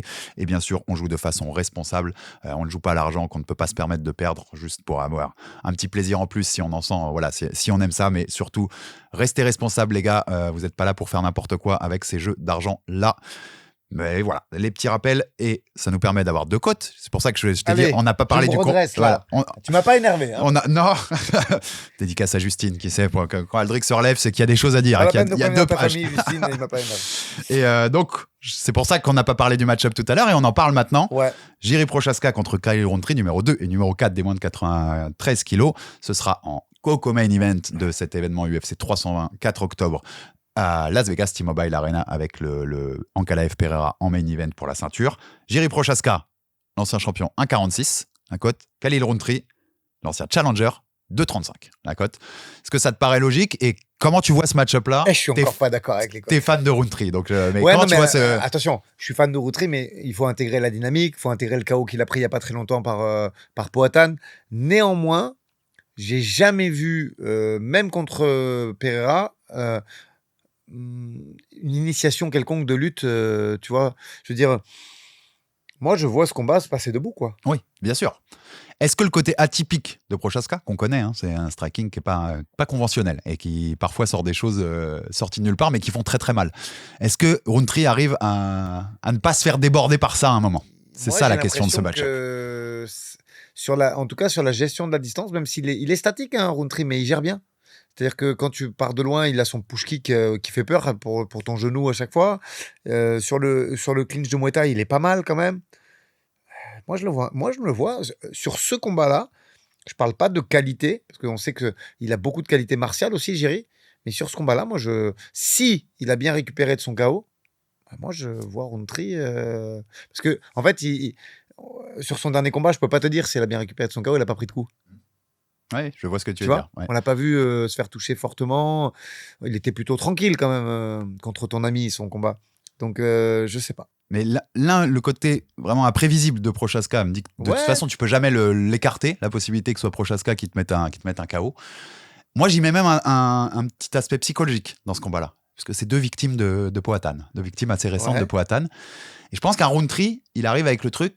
Il a mieux tenu, quoi. Alors, c'est pas des maths le combat, on le dit tout le temps. C'est 1 plus 1 égale pas 2. Mais la question, c'est pas il a mieux tenu, c'est pourquoi Alex il a mieux tenu. T'as raison. Pourquoi c'est là où j'allais y aller. Parce que défensivement, c'est solide. Voilà, c'est là où j'allais. Je pense et ça l'a conforté aussi dans le truc. J'ai les armes pour battre Jiri Prochaska, en fait. Moi, je pense que c'est pour ça que je te dis, je suis pas d'accord avec les cotes. Pour moi, le léger favori, je vais, en gros, pour ceux qui parce que des fois, je reçois des messages, ouais, les gars, les pourcentages, j'ai pas bien compris. On va faire simple. S'ils font ce combat 10 fois, moi, je vois 6 fois gagner Rountree. Ok, 60-40 pour Rountree. Comme ça explique aux gens pourquoi je dis 60-40, tout ça, tu vois. Donc, ça veut dire ça. Ça veut dire que, pour moi, il a quelques armes supplémentaires pour gagner dans la majorité des cas. Et bien sûr que Jiri, il a sa puissance physique, sa vitesse d'exécution, les techniques et les angles, pas que les techniques, les angles spécifiques, très difficiles à reproduire en sparring, que ce mec prend pour envoyer un uppercut ou un crochet. Il est très compliqué et il a la puissance pour éteindre Rountree. Mais je pense que Rountree a plus d'armes. Ça, c'est mon avis. Moi, je te le mets plus quasi à 50-50. Avec le côté imprévisible de Prochaska. Et peut-être 50 plus Prochaska, 50 moins Rountree. Mais on verra. Mais t'es pas d'accord non plus avec la cote qui laisse entendre un 60-40 ou un 65. Non, c'est plus proche et Rountree, comme tu dis, a des armes et a un chemin de victoire dans ce combat-là. Il est dur, surtout pour un mec. Prochaska, il a c'est un style un peu atypique, un peu samouraï, un peu Ouais, karaté. vraiment. On connaît le personnage très dans l'art Quand tu martial. checkes pas les tu vois. kicks contre Roundtree, c'est compliqué quand même. Tu Oui, ça c'est clair et net. Ça, vois. c'est Bon, ce sera un 3 rounds parce qu'ils sont co-main, je pense. Mais, Oui, a priori, mais en quand tout cas, même, oui. Quand même, Non, c'est pas a priori, ce sera 3 rounds, c'est sûr. Mais quand même, il peut faire des dégâts au niveau des membres inférieurs. Il peut vraiment faire entre son push kick et son low kick, son calf kick, il peut vraiment faire de gros dégâts. Et par contre, un truc qui est vrai au niveau trame de combat, Jiri, pour gagner, il faut qu'il le mette KO. Ouais. Tu vois, il n'a pas ce travail de sap. Roundtree peut gagner des rounds. Voilà. Ouais. Je suis là. Et t'as raison, c'est du MMA, donc c'est un jeu complet. Et si t'avais pas les jambes et que c'était juste on va à la bagarre avec les poings, Prochaska, je le mets bien plus haut dans la Parce cote. que il a des angles spécifiques. Mais les kicks de Roundtree, les et kicks sur de un travail où il arrive à toucher rapidement et qui fait un travail de sap au niveau des membres inférieurs et qui neutralise un petit peu les déplacements un peu atypiques. Parce que c'est pas ces déplacements, c'est la vitesse de propulsion vers l'avant. En fait, c'est pas du tout le même style, mais un Jiri, je le mets un peu dans la même case que de Reader. C'est pas du tout les mêmes techniques, mais ce sont des athlètes au niveau force, muscle, chaîne musculaire. Et en fait, ils se propulsent vers l'avant pour des hommes de 95 pour De Ridder et pour peut-être 100 kilos Jiri, ou 105 même le jour du combat. C'est explosif, quoi. Ouais, ça je suis d'accord. propulse très vite. Et en fait, cette gestion du poids, elle est difficile à gérer pour les adversaires. Donc, s'il a plus ça, déjà, c'est pas pareil. C'est que c'est une bonne comparaison. J'avais pas pensé, mais parce que dans ces projections explosives et de force, et dans ce côté atypique qu'ils ont dans leur façon, tu vois, du coup, ils sont durs à lire. d'amener ça dans le debout et dans le striking, ça les rend compliqués. Ça rend les quoi qu'il arrive, quand t'affrontes ces mecs-là, le match-up il est compliqué. Donc, même si t'as les armes pour les battre. Il faut une arme pour bloquer ça. Là, c'est soit tu les luttes, parce que sur le dos, ils ont plus cette faculté de se propulser vers l'avant, soit tu sapes la base. Bon, soit tu les mets KO, bien sûr, mais ça, il n'y a pas tout le monde qui est capable de le faire. Hein. C'est l'option Powhatan, quoi. Tu vois, et des Powhatan, il n'y en a pas 40. Non. Donc, c'est des match-ups compliqués, et malgré tout, mais là, il y a une arme qui est le travail de sap. Si tu l'empêches de prendre de la vitesse en se propulsant, ça devient plus lisible, et du coup, là, tu peux mettre KO. En tout cas, on en reparlera d'ici là, puisque c'est début octobre, on rappelle, donc on aura le temps, bien sûr, d'analyser tous ces match-ups, et celui-là, et le Pereira. Je suis jamais d'accord. Le Pereira en KLF, on l'analysera aussi plus en détail. D'ailleurs, ce qu'on a dit tout à l'heure, Pereira chez les nerds, on en reparlera au moment de la... Parce que ils peuvent apporter aussi des choses en plus dans son game global à Powhatan. On a fini pour le gros bloc UFC sur ces moins de 93, donc on va ouvrir maintenant, on va chercher, c'est la dernière partie de l'émission, Aldric, les mecs en dehors de l'UFC qui peuvent potentiellement apporter et faire du bien à cette KT si on va les chercher. Tu parlais du PFL tout à l'heure. Je sais qu'on a le même nom, donc on va le citer tout de suite. Sullivan Collet. Sullivan Collet, 29 ans, qui fait la finale le 21 août à Hollywood, en Floride, de ce tournoi des 205 c'est dans le World Tournament 10 contre le Brésilien Antonio Carlos Jr. 29 ans. Il s'appelle Junior, mais qui n'est pas tout jeune. Non, 35 ans. Sullivan Collet, c'est 29 ans, 8-1. Là, il y a quelque chose. Il y a un mec à aller chercher. Il y a un mec. Je pense qu'il va prendre le tournoi, en plus. Ouais, moi aussi. Donc, moi, je pense que c'est... Et en plus, comme ça, je t'en jette un deuxième en même temps. Tiens, je te redonne le palmarès. Tu as dit 8-1. Sa défaite, c'est contre un mec qui vient d'être transféré du Bellator au PFL, qui est un petit peu connu en France parce que c'est un Anglais, c'est Luke Trainer. Okay. Et Luke Trainer, il a été blessé. Je ne sais pas exactement, je crois que c'est les ligaments croisés, mais je ne suis pas sûr à 100%. Donc là, il vient de mettre sur son Instagram qu'il reprenait maintenant. Il a mis un post il y a quelques semaines, début juillet, où il a dit « Attention, la catégorie des 93, j'arrive ». Donc je pense que son contrat... Et ça n'a pas été systématiquement le cas. C'est-à-dire que des mecs qui étaient au Bellator, il y en a certains qui ont été coupés. Lui, il a été transféré, son contrat Bellator PFL. Donc l'année prochaine, on verra Luke Trainer, je pense, sur le tournoi aussi PFL. Et ce sont deux bons prospects parce que 8-1, Sullivan Collet, donc sa seule défaite, Luke Trainer, et Luke Trainer qui a 9-1. Donc c'est des beaux palmarès. Luke Trainer a 29 ans. J'en ai mis un troisième. Et tu sais que Sullivan Collet, j'ai regardé, sur le classement Fight Matrix, tout compris, il est 10e. Il est 10e. Ouais. Et Luke Trainer, il est 51e. C'est déjà intéressant, c'est déjà solide, exactement. Et une autre pépite, 30 ans, 102e mondial, 7-0, 2 fois champion du monde IMAF, donc ça j'ai bien aimé, puis surtout un style déjà sympa à regarder. En IMAF qui a fait le bref, c'est Rasoul Magomedov qui vient aussi de signer au PFL depuis peu, qui va faire ses débuts dans pas longtemps. Donc pareil, le PFL, ils sont à l'affût. Mais là, tu vois, à Magomedov à 30 ans, j'aurais bien aimé le voir au Dana White. Ils sont fait un peu devancer là. Ils sont fait un peu devancer. Après, c'est des mecs où tu as le temps aussi. Enfin, tu vois, il y a peut-être le temps de les revoir, tu vois, comme Collet, comme traîner. Mais même pour l'histoire, champion du monde IMAF, double champion du monde IMAF, c'est bien. Tu vois, surtout que c'est l'IMAF qui est sponsorisé par l'UFC. Donc, il y a des petits trucs comme ça intéressants.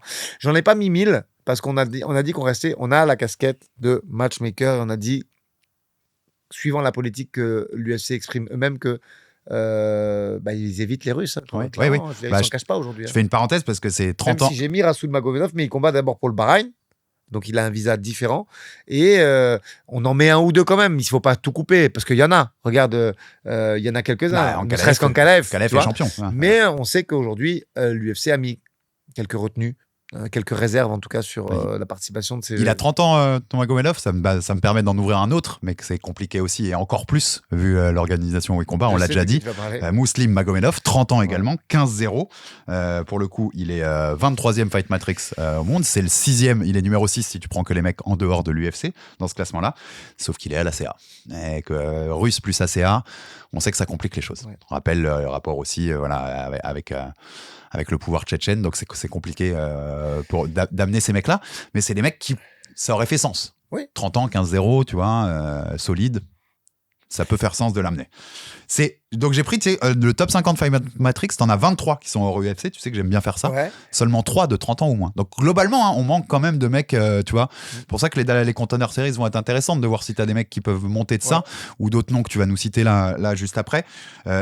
Ça m'a fait halluciner. Tu sais, c'est qui le numéro 5 hors UFC du classement Fight Matrix, donc des moins de 93 kilos?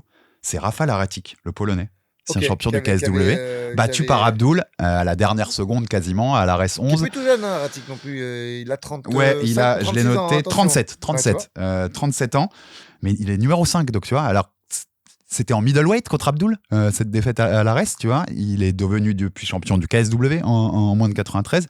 Mais ça te montre, pourquoi je l'ai noté, c'est pas un mec que je ramènerais à l'UFC, mais ça montre que on n'en a pas tant que ça des pros, tu vois. Si le numéro 5 hors UFC Fight Matrix, c'est Aratic, ouais, t'as pas tant de possibilités que ça. Si tu mets la CA dans le truc, là, il y a 4-5 mecs quand même qui pourraient y aller, qui ont... Ouais, bien sûr. Qui sont, mais t'auras pas 4 physiques. T'auras pas 4-5 mecs qui ils vont pas les signer. Mais c'est vrai qu'à l'essier, t'as des 93 qui ont déjà des gueules de 93, c'est-à-dire qu'ils font 1m88 ou plus. Musculairement, c'est des vrais 93. Et c'est pas de la triche. Mais on le sait, c'est comme ça. Si vous voulez... Moi, je les regarde, les essiers, parce que j'y prends du plaisir et que techniquement, c'est un niveau qui m'intéresse. Mais c'est vrai qu'on les laisse un peu entre eux, quoi. Tu vois, il y aura jamais ou très peu de transfuges de SI à une autre organisation. Non. C'est compliqué. C'est lié, on va être clair, hein, c'est lié avec le pouvoir politique qui est notamment par exemple aux États-Unis, il y a des choses contre eux. Enfin, donc c'est très compliqué de bosser avec cette organisation-là. Et pour le moment, ça restera comme ça. Est-ce que tu as d'autres prospects hors moi, j'ai fait tous les devoirs beaucoup plus sur le top 15 UFC. Est-ce que tu en as d'autres que tu veux citer qui te paraissent intéressantes? Donc à travers le monde, plus jeunes, moins jeunes, enfin comme tu veux. Quelques-uns, même s'il y en a peu, tu vois, mais il y a des choses à dire, 2-3 trucs à raconter un peu sympa. Déjà sur nos top 50 mondiales, il y a Demian Piwowarski qui a 27 ans et qui est 10-4 en carrière et qui est au KS. Je pense qu'il va affronter Aratic dans pas longtemps d'ailleurs. Je voulais parler d'un prospect qui est au PFL, qui est pas très connu, qui est Simon Powell, qui est le sparring partner d'un certain Ateba Gauthier. Okay. Donc toujours intéressant, qui fait comme Ateba, qui regarde des dessins animés et qui s'entraîne toute la journée. Ça doit frapper ses qu'à l'entraînement. Et qui a que 26 ans, donc il est toujours sous contrat avec le PFL. Je pense qu'on le verra au tournoi. Le tournoi va être pas mal l'année prochaine, avec Luke Trainer et Simon Paul. Donc c'est Manchester Top Team, c'est pas mal. On sait le boulot qu'ils font en ce moment. Ouais, c'est pas mal. Après il y a un Luc Fernandez, 30 ans, 5-0 en carrière, qui a 2 Bellator Vet sur son 5-0. C'est pour ça qu'il est déjà classé. Il est 80e. Donc intéressant. Et Sergius Gisak, 8-1 en carrière, KSW. Donc là, on se rend compte quand même, sur ces trucs-là, que il y a pas mal de... En Pologne, il y a du réservoir au KSW. Ils ont, pareil, 3-4 mecs qui pourraient transférer aussi. Et là, ça se fait. On commence à le voir comme l'adversaire de mince. Qui a combattu contre Saladin et qui Ruchala, William Gomis. L'adversaire de William Gomis. On commence à voir que la porte, elle est ouverte. Ouais, je suis d'accord. Peut-être, je disais 37 ans à Aratic, non, mais ça se trouve. Non, mais ils n'ont pas qu'Aratic. Je te dis, ils en ont 3 ou 4, le KSW. Des mecs quand même solides qui pourraient passer. Et pour terminer, avant de s'intéresser à 2 choses, les invaincus de moins de 25 ans et notre milieu francophone, parce qu'il y a des choses à dire quand même. Un petit Emilio Kisawa, 28 ans, 6-0 en carrière, qui a battu Kevin Oumar à l'UA Warrior, qui est pas mal avec un joli 6-0 en carrière. Lui, il faut en parler parce que pareil, 28 ans et beau gabarit. Donc, t'en as pas beaucoup, mais t'as des mecs quand même à aller chercher. Il y a cette année, il y a une belle moisson au Dana White Contender. Et ces mecs-là, pour peu que tu ailles piocher un petit peu en Pologne, un petit peu partout, et on va y venir, on a 2-3 petits trucs en France, notamment. Ouais. Mais tu peux mettre tu vois, la conclusion, c'est qu'on peut mettre du 109 Ouais. dans cette caté, comme d'ailleurs dans toutes les catés, si tu fais vraiment le taf d'aller chercher Et ces même mecs-là. sur l'actualité d'Arès, on va y venir. Et on a Alors, des choses à dire. Maintenant, t'es moins de 25 ans invaincu. 25 ans invaincu, Felipe Franco, 228e mondial, 24 ans, 7-0 en carrière. Un peu travaillé la carrière, Ouais. mais quand même, il a le mérite d'être là, ce garçon. Le Canadien Hunter Lee, 25 ans, 4-0 en carrière, mais avec des vrais noms, 167e mondial. À 4-0, c'est pas mal. Oui. À 4-0, c'est pas mal. Et le Norvégien Ahin Berissa, 192e, 4-0 en carrière. Déjà, bravo pour la tentative, pour le nom. Je respecte. Pas facile. Je respecte. Pas facile. Donc, tu vois, déjà, premier point, et j'ai essayé d'exclure un petit peu ceux qui étaient SIA et les faux aussi, les mecs qui font middleweight 93. Avant de parler de la France, qu'est-ce qu'on peut dire de ça ? Le protégé de Fedor, tu peux pas le mettre comme ça. Soit il va à l'UFC, soit il reste au Bellator PFL, tu vois, Nemkov, mais c'est plus compliqué. Mais c'est plus sa caté à lui, en vrai.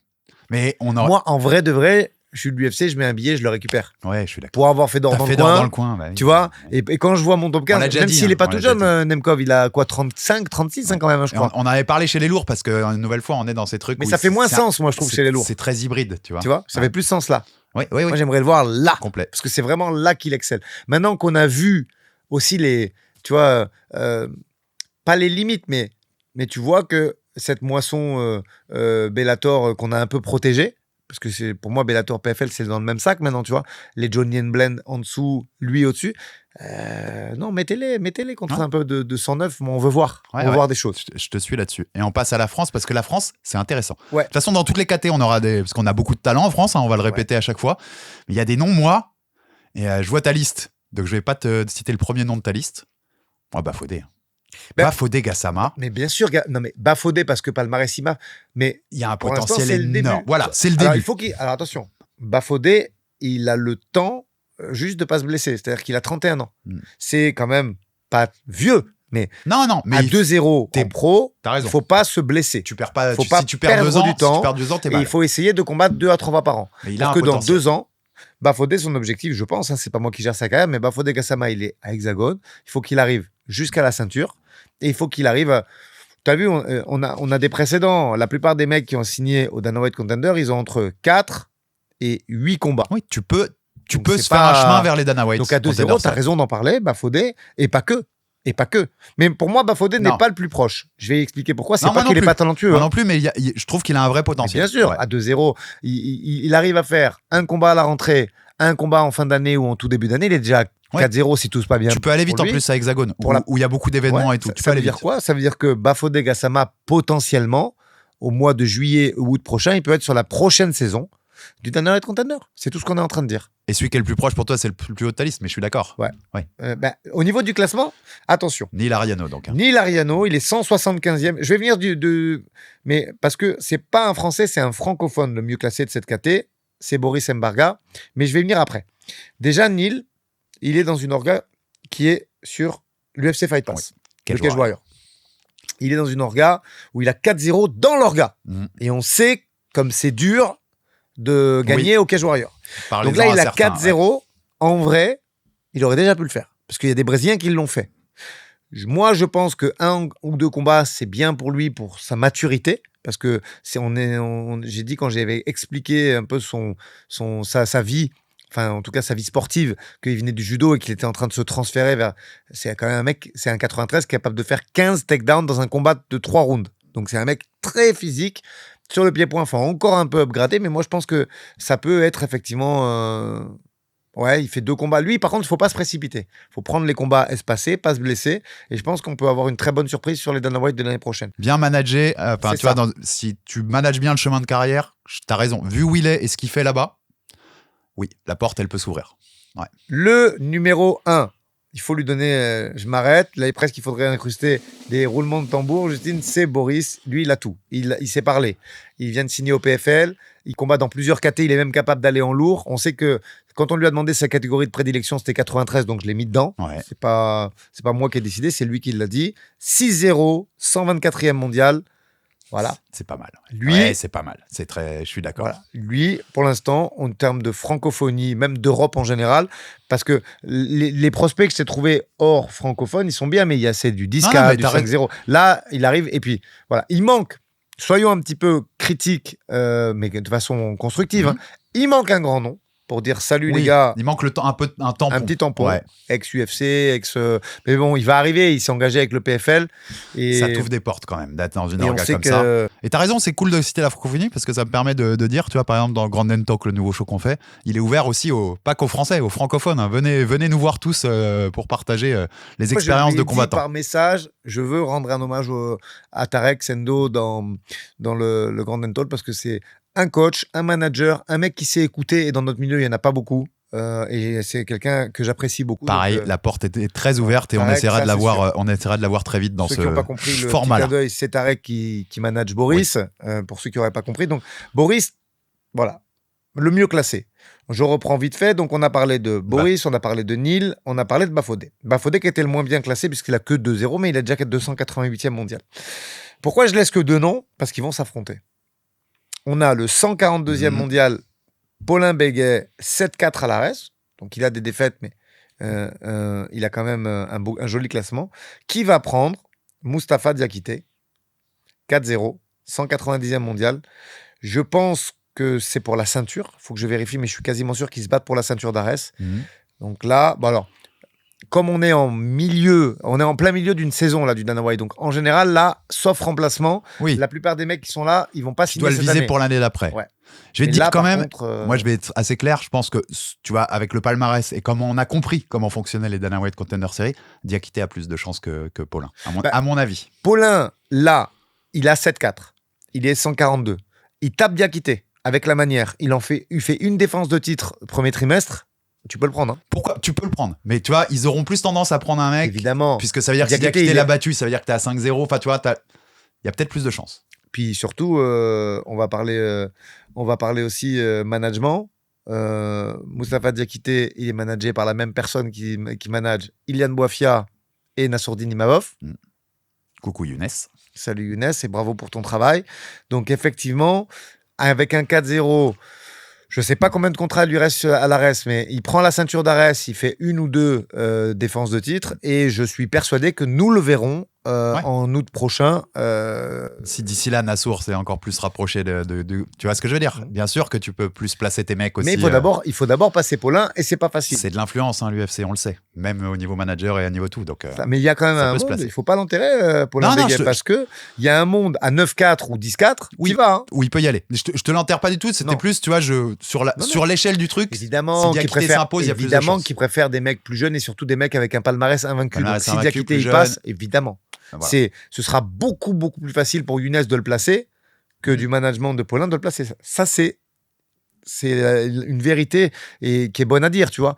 Mais voilà, autant, rappelle-toi, en poids lourd, on a fait quelques mises en avant des palmarès amateurs, mais en étant totalement honnête, en poids lourd, on n'avait pas grand-chose à dire. Oui, on était loin, je suis d'accord. On n'a pas tout le monde encore, tu vois. On a parlé avec plaisir de Aboubacar Bathily, qui va d'ailleurs faire la ceinture aussi contre Kassapor, qui était lui aussi, rappelle-toi, UFC lisable ou Dana White Contender Series lisable, mais on avait moins de monde. Là, on a quand même une belle brochette de 5 noms qui peuvent potentiellement faire la saison prochaine. Et avoir cette chance, et puis après, à eux de prouver dans la cage qu'ils méritent le contrat. Ouais. Alors, en résumé, maintenant que j'ai fini mon intervention, elle a plus à vivre que la caté poids lourd. C'est ma dernière question et on conclut l'émission, Aldric. Elle est rincée comme les poids lourds ou pas, cette catégorie? Non. Alors moi, je te mets un bémol. En ce moment, à l'UFC, dans le haut du panier, dans le top 15, elle est en train de se renouveler. Elle est rincée, mais il faut la renouveler. Alex, si on s'était dit il y a 1 an et demi, 2 ans, et qu'on avait parlé des middleweight, qu'est-ce qu'on aurait dit? 2 ans. Oui, 2 ans, les middle, je suis d'accord. Je l'avais dit rincé aussi. Oui. Et pourtant, regarde le renouvellement qui est arrivé, et regarde les contenders qui affluent. À eux de faire le boulot. Donc, non, il y a des choses à dire. Mais il y a des poids morts, on va dire, dans le top 15. On va dire qu'il y a des... Comment dire, des dinosaures, voilà, qui vont partir d'eux-mêmes ou tu vois, ou qui vont se fossiliser, mais c'est un peu plus compliqué. Ou des mecs dont on sait qu'ils monteront pas plus haut où ils sont. Mais t'as vu du 109. Là vraiment, moi en tant que fan de MMA, ce qui va se passer à l'ARES, absolument hypé, et la saison du Dana White, je vais pas en louper un. Et plus que les autres saisons, parce que je trouve vraiment là qu'ils ont ciblé Le Ouais, boulot je est suis d'accord. bien fait. Tu vois, ça fait très bien fait. 2 KT sur lesquels on donne notre avis et 2 KT où vraiment le recrutement a été bien fait. D'ailleurs, il faudra voir si on fait pas, vu qu'on a dit qu'on faisait une KT par mois et que le Dana White Contender normalement se termine au mois d'octobre, si ça continue comme ça. Après, s'ils le font toute l'année, on fera un renouvellement. Mais sur le moment, il faudra voir si on fait pas un épisode spécial Dana White Contender pour parler du recrutement. Tu vois, je jette ça comme ça. Si, ça peut être bien. Ça peut être avoir les meilleurs recrues qu'on a eu au Dana White. Parce que là, pour l'instant, en termes de poids lourd et de mi-lourd, ils ont fait, enfin de lourd léger plutôt, le taf a été fait et bien fait. Et il faut le dire. On est souvent en train de critiquer en disant oui, mais regarde Axel Sola, Virgile, machin, ils ont pris un mec moins bien classé. Et moi, je suis le premier à le dire. Hein. Ils ont fait le taf. Là, le taf, il est fait et bien fait. Ah, très bien. Et je te dis, c'est une très bonne idée pour le coup. Ça fera Mettez-nous en commentaire. Un des épisodes Matchmaker. On le fera sur ça. De toute façon, vous avez compris. Donc, on va dérouler les KT du haut en bas, des lourds au flyweight. Donc, la prochaine, ce sera les middle. C'est beaucoup moins rincé pour le coup. Tu l'as dit, l'évolution, elle a été là. Donc, on développera les middle. Mais si entre-temps, selon la date de fin des Dana White, on attend qu'ils finissent. Et ce mois-là, on fait les meilleurs recrues des Dana White. Parce que pour l'instant, il n'y a rien d'autre à dire qu'ils ont pris les meilleurs. Non, mais renouvelez-moi tout ça. On n'est pas au point de chez les lourds, mais il y a du taf à faire pour que l'UFC retrouve catégorie lightweight que je disais qui est quand même une caté historique de l'UFC via John Jones. Donc c'est une caté et aujourd'hui Pereira c'est une des superstars de cette organisation. Il y a du taf à faire, mais il faut nous amener il y a des choses à bouger dans cette catégorie. Merci Aldric, la casquette de matchmaker, comme d'habitude, elle est là. Je pense qu'on a bien fait le tour de cette catégorie-là. On reviendra très vite pour des Jab Culture. La semaine prochaine, il n'y aura pas de Jab Culture, je préviens tout de suite. On en enregistrera peut-être un, parce que tu seras donc de l'autre côté de l'Atlantique. On essaiera d'en enregistrer un, peut-être avec une petite surprise en invité, on vous dit rien. Mais en tout cas, il ne sera pas diffusé à ce moment-là, parce que pour des problèmes d'organisation, on le diffusera plus tard. Et la semaine d'après, si tout va bien, ce sera celui sur le grappling avec Julien Casier, qui nous a promis d'être là et ça correspond aux dates, donc on l'enregistrera pour vous faire un peu le panorama de tout ce qui se passe en grappling. Sauf s'il met un jersey des Rams, on le laissera devant la Apparemment, c'est ce qu'il a dit, c'est ce qu'il t'a dit, il le mettra. Donc on fera un tour un peu de tout ce qui se passe en grappling aujourd'hui et où va cette discipline avec les différentes orgas qui se montent, l'UFC qui s'est mis dedans. Et puis je pense qu'on fera un peu comme avec Baba, un point sur l'évolution du grappling et son utilisation dans le MMA à travers le temps. Moi je prends plaisir, c'est une encyclopédie, Julien, puis je prendrai un grand plaisir à échanger avec lui. C'est plutôt cool ce genre de format. Merci Aldric. À lundi dans Aldric NRB, tu seras pas avec moi à Nice, tu seras à Las Vegas, mais c'est pour la bonne cause. Let's go, Ilian Boifia, ramène-nous ce contrat au Dana White Contender Series. Ciao à tous et à très vite dans Aldric NRB, dans Jab Culture et sur Jab Life. Ciao.